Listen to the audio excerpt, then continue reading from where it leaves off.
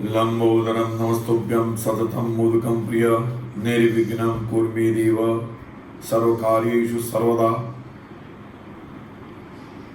हमारे सभी मित्रों को और ज्योतिष में रुचि रखने वाले महानुभावों के लिए हमने पूर्व में कई ज्योतिष के वर्णन किए, जिसमें चंद्रमा की क्या महिमा है, आपके ग्रहों का कितना बल आपने जन्म के समय प्राप्त किया है और जन्म के समय के ग्रहों के द्वारा ही जीवन पर्यंत आप किस तरह नित्य चलने वाले ग्रहों से अपना जीवन यापन करते हैं और उसका सीधा संबंध आपके शरीर के साथ कैसे है।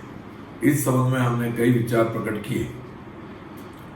आज हम आपको ये बताना चाहते हैं कि लोग ज्योतिष पर विश्वास क्यों नहीं करते हैं। 100% जनमानस इस ज्योतिष में विश्वास क्यों नहीं करता है, क्या कारण है। आज न्यू जनरेशन, जितने भी यंग जनरेशन है, उनको ज्योतिष पे विश्वास नहीं है। मांगलिक कुंडली है, शनि की कुंडली है, ये सब उनको ऐसा लगता है कि ये एक धर्माचरण है या समाज के ऊपर थोपा हुआ एक रूढ़िवादी विचारधारा है। हम आज आपको ये बताना चाहते हैं कि ज्योतिष किसी धर्म, किसी जाति, किसी संप्रदाय, किसी के साथ इसका कोई संबंध नहीं है। खगोल विज्ञान है जो आपकी बॉडी से प्रत्येक क्षण जुड़ा हुआ है। जैसे एक खेत में आप बीज बोते हैं और जैसे ही अंकुरित होता है, वो जैसे ही पृथ्वी के बाहर आता है और उसके बाद उसका प्रोटेक्शन जो होता है और वो बहुत बड़ा प्लांट बनता है, उसी तरह से आपका जीवन भी इस पूरे सौर मंडल के ग्रहों की शक्ति के द्वारा संचालित होता है। आज हम इस पर चर्चा करेंगे। हमारा ज्योतिष फेल कहाँ है, उसको कहाँ पर हम गलत साबित कर सकते हैं। जहाँ पर जन्म का समय सही नहीं हो, स्थान सही नहीं हो और उसकी जो तारीख है वो सही नहीं हो, तो उसका गणित सही नहीं आता है और गणित नहीं है सही तो फलादेश गलत हो जाता है। सबसे महत्वपूर्ण बात है ज्योतिष का अधूरा ज्ञान। जब तक ज्योतिष का पूरा ज्ञान नहीं हो, तब तक आप किसी भी व्यक्ति को सटीक ज्योतिष के ज्ञान का अवलोकन नहीं करवा सकते हैं। यह एक प्रयोगशाला है। मैं आपको एक इसका उदाहरण देता हूँ। आपके जन्म के समय जो नक्षत्र है चंद्र का, उस नक्षत्र के आधार पर आपका स्वभाव होगा, आपकी रुचि होगी। तो ये कहाँ से है आपके अंदर? सब लोगों में विभिन्न रुचि क्यों है, क्या कारण है? क्योंकि प्रत्येक नक्षत्र के अंदर ऊर्जा होती है और जैसे ही ग्रह उस नक्षत्र पर जाता है, वो ऊर्जा प्राप्त होते ही तुरंत पृथ्वी पर उस ऊर्जा का प्रसारण होता है और पृथ्वी के अंदर ग्रेविटी है, गुरुत्वाकर्षण शक्ति है। लेकिन अब आपका जन्म समय ही सही नहीं है तो आपका गणित गलत होगा, गणित गलत है तो फलादिश गलत होगा। आपके ज्योतिषाचार्य ने केवल उस दिन के ग्रहों का ही निरूपण कर रखा है, जबकि इसके अंदर पूरा विस्तार से गणित होना चाहिए। आधा ज्ञान हमेशा बहुत ही खतरनाक होता है। उसी प्रकार ज्योतिष का अधूरा ज्ञान व्यक्ति को पथभ्रष्ट कर देता है। हमारे कई मित्रों ने हमें कई सवाल पूछे। पहला सवाल पूछा कि जब एक ही स्थान पर, एक ही समय पर कोई बालक जन्म लेता है तो उसका जीवन भिन्न भिन्न क्यों है, जबकि आपका स्थान सेम है, टाइम सेम है, प्लेस सेम है, फिर भी आप उसके जीवन में अंतर क्यों है? ये हमारे सामने प्रश्न पूछा गया था। हमने इनको जवाब दिया कि जो पिता के शुक्राणु होते हैं उसमें ग्रेविटी अलग अलग होती है। आप खेत में, एक जैसा खेत है, एक जैसी मिट्टी है, एक जैसा खाद है और आप बीजारोपण करते हैं। जो बीज बहुत ही साउंड है, जो बीज बहुत ही अच्छा है, वो प्लांट तुरंत ही निकल जाएगा। जो मरा हुआ बीज है वो धरती के अंदर ही रह जाएगा और अर्धमरा है वो निकलेगा तो सही, लेकिन पूर्ण पल्लवित नहीं होगा।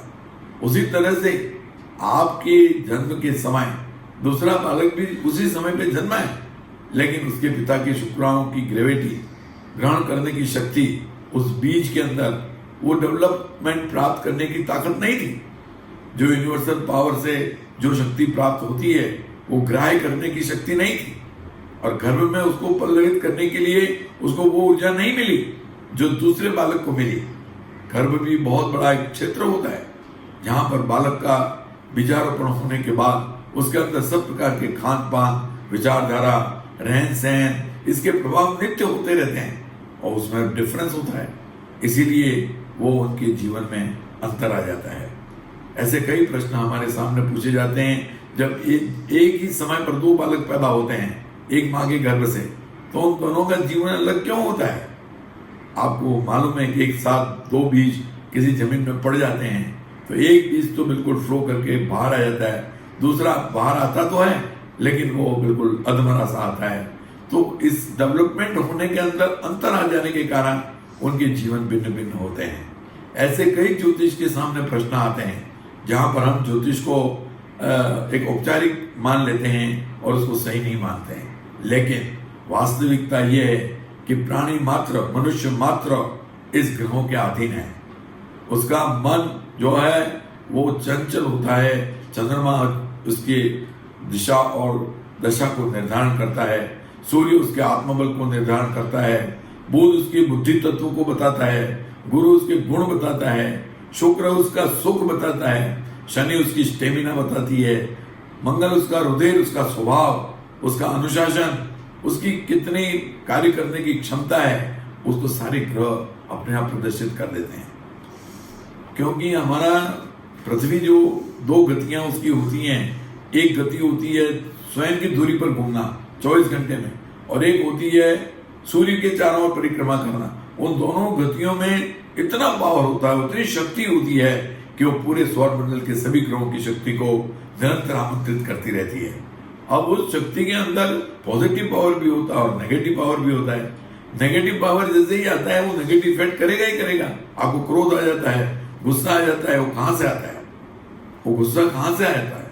वो गुस्सा इसलिए आता है कि आपके जो ग्रहों का जो पावर है उसमें मंगल, सूर्य, शनि ऐसे पाप ग्रह जो हैं वो ऐसे नक्षत्र पर हैं जहां पर आपके अंदर ऐसी क्रियाओं का आत्मा वो करते हैं जिससे आपको गुस्सा आता है, एकदम आप स्वभाव से दूसरों से भिन्न होते हैं।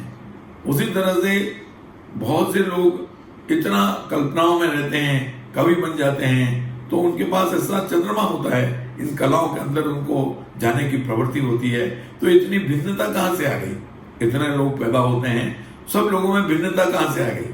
क्योंकि वो स्थान, वो उनके संचालन का, गर्भ के अंदर पालन, उनके पिता के शुक्राणुओं का स्वभाव, आकर गुरुत्वाकर्षण करने की शक्ति, उसके अंदर भिन्नता पाई जाती है। आज हम आपको ज्योतिष की वास्तविकता बताएंगे। हमारे ज्योतिष के अंदर जो पूरा गणित निकाला हुआ नहीं है, जैसे आपके पास सही जन्म समय, जन्म तारीख, जन्म स्थान, उसके अंदर लेने के बाद जो गणित निकाला जाता है उसमें कस्प कुंडली, ग्रहों के अंश, वो मार्गी हैं, वक्री हैं, अस्त हैं, उदय हैं, उसके अंश कितने हैं, वो कौन सी अवस्था में हैं, मृतावस्था में हैं, युवावस्था में हैं, उन सारी बात को जाने बिना वो कौन से स्थान को प्रभावित कर रहे हैं, और नवमांश में वो रूट, उसकी जड़ कितनी मजबूत है, वो कितना देने के लिए सक्षम है, वो ग्रह कितनी शक्ति देने में सक्षम है। कई लोग कहते हैं हमारे तो इतने अच्छे ग्रह हैं फिर भी हमको तो कुछ प्रतिफल नहीं मिल रहा है, क्योंकि वो अधूरा ज्ञान है। आपके ग्रह आपको दिख अच्छे रहे लेकिन वो बहुत ही कम अंशों पर है। नवमांश कुंडली में वो दूर स्थानों में जाते हैं तो वो दिखने में तो अच्छे ग्रह हैं, लेकिन वास्तव में पूरी जानकारी के बिना आपको वो फल नहीं मिलता है, तो आप उस ज्योतिष के ऊपर विश्वास करना बंद कर देते हैं। ऐसा नहीं होता है। दूसरा, ज्योतिष जानना प्रत्येक व्यक्ति के लिए जरूरी है। जो व्यक्ति ज्योतिष पर विश्वास नहीं करते हैं वो अपने जीवन में बहुत कुछ खो देते हैं। मैं इसका एक उदाहरण देता हूं, आपको छोटा सा उदाहरण देता हूं। आपकी एक ग्रह ऐसा है जो आपके सभी ग्रहों से बहुत ही सुपर पावर है, लेकिन आपके जन्म के समय अस्त है। अगर आपने उस अस्त ग्रह का थोड़ा सा भी पावर ग्रहण कर लिया आपने उसका स्टोन पहना, आपने उसकी साधना की, तो वही ग्रह आपके लिए वरदान बन जाता है। ऐसे कई उदाहरण हमने हमारे जीवन में देखे हैं कि आप ग्रहों की शक्ति को लेकर के जहां आप छोटे व्यक्ति थे, बड़े से बड़े मुकाम को हासिल कर सकते हैं। लेकिन आप जानते ही नहीं है कि आपके पास क्या शक्ति है, आपने क्या ग्रह ऊर्जा कर रखी है, उसका ज्ञान ही नहीं है आपको, और आप इसमें विश्वास ही नहीं करते हैं, तो फिर आपको ये सारी जानकारी कहां से मिलेगी? कैसे आप ऊंचाइयों को प्राप्त कर सकते हैं? यह एक ऐसा रोशनी है जिसके अंदर किसी भी व्यक्ति को ठोकर लगने की संभावना बहुत कम रहती है।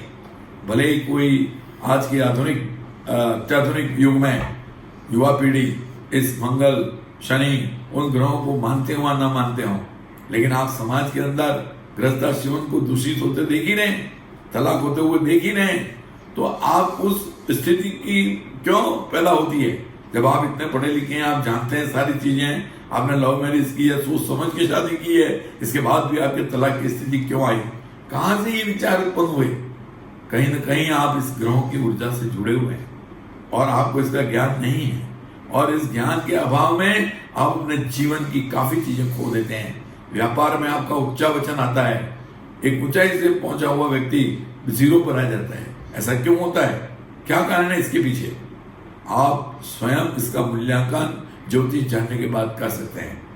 हमें एक पूरी कड़ी इसके अंदर गणित की साथ में रखनी पड़ती है, जिसमें ग्रह, स्थान, बल, उसके अंश, उसका अवस्था, उसकी महादशा, अंतर्दशा, प्रत्यंतर दशा, उसका सर्वाष्टक, अष्टक वर्ग में वो किस राशि में आने पर आपको सर्वोच्च फल देगा, कौन सा पीरियड आपके जीवन का सबसे श्रेष्ठ पीरियड है, वो आप जन्मते ही तुरंत जान जाएंगे, तो आपको एक दिशा निर्देशन मिलेगा। आप किस क्षेत्र में काम करेंगे वो आपको दिशा निर्देशन मिल जाएगा। आपका शनि अगर बहुत ही अच्छा है तो आप उद्योग, स्टील के क्षेत्र में आप बहुत ही सफल व्यक्ति बनेंगे। आपका गुरु और मंगल उत्तम है तो आप खेल के अंदर, किसी गेम्स के अंदर, अनुशासन के अंदर, प्रशासन के अंदर आपको बहुत बड़ी सफलता मिलेगी। अब आप जानते ही नहीं है कि आपके लिए कौन सा क्षेत्र ज्यादा अनुकूल है, तो आप हर क्षेत्र में प्रयास करते रहेंगे। इसलिए ज्योतिष एक बहुत सही दिशा निर्देशन है, इसके बिना आपका जीवन अधूरा है। और हम आपको ये बता दें, ये एक किसी जाति धर्म से जुड़ा हुआ विज्ञान ही नहीं है। चाहे वो हिंदू हो, मुसलमान हो, सिख हो, ईसाई हो, जैसे ही वो पैदा होता है उसके ऊपर खगोल विज्ञान का प्रभाव हो जाता है। वो सनातन है, वो बिल्कुल हमेशा है और हमेशा रहेगा। जब तक वो इस जीवन में है तब तक उसको वो सौर मंडल के ग्रहों की शक्ति प्रभावित करती ही रहती है, और मार्गदर्शन के अभाव में वो जीवन में बहुत कुछ चीजें खो देते हैं। इसीलिए हम ये कहना चाहते हैं कि आप ज्योतिष को अपने स्वयं के जीवन में उतारने के लिए अपने ग्रह बल को जानकर उसके पूरे दिशा निर्देशन लेते हुए अपने जीवन में अनेक लाभ ले सकते हैं, जो आपके जीवन के लिए अमूल्य होते हैं। आपका गृहस्थाश्रम जीवन, व्यापारिक जीवन, आपका स्वास्थ्य, आपके जीवन के एक एक क्षेत्र के अंदर ज्योतिष की बहुत महत्वपूर्ण भूमिका होती है, और उस भूमिका को जान करके आप अपने जीवन में सुखी और संपन्न हो सकते हैं। आज यहीं तक मैं कह करके अगले क्लिप में हम ग्रहों के प्रभाव को और विस्तार से बताएंगे।